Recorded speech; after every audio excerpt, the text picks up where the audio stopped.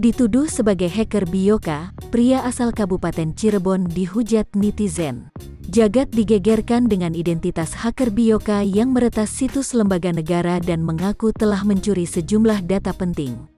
Akun Instagram @volt_anonim menyebutkan identitas Bioka adalah M. Said Fikriansyah, warga Desa Klayan, Kecamatan Gunung Jati, Kabupaten Cirebon, yang berprofesi sebagai video editor.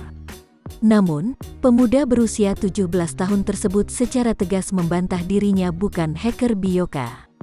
Ia mengatakan, pertama kali mendapat informasi tentang identitasnya yang disebut sebagai Bioka pada Selasa, tanggal 13 September tahun 2022 pagi. Saat itu, Said merasa khawatir dan sempat ketakutan, karena sama sekali tidak tahu menahu tentang aksi peretasan yang dilakukan Bioka. Bahkan, pihaknya mengaku tidak pernah sekalipun mengakses dark web yang kerap digunakan para hacker saat melakukan aksi peretasan.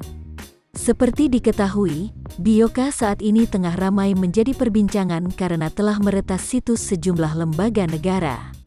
Bahkan, Bioka juga mengaku telah mengantongi data rahasia Presiden RI, Joko Widodo, data NIK jutaan warga, dan lainnya. Pemerintah juga diketahui telah membentuk tim khusus untuk membendung aksi peretasan yang dilakukan Bioka.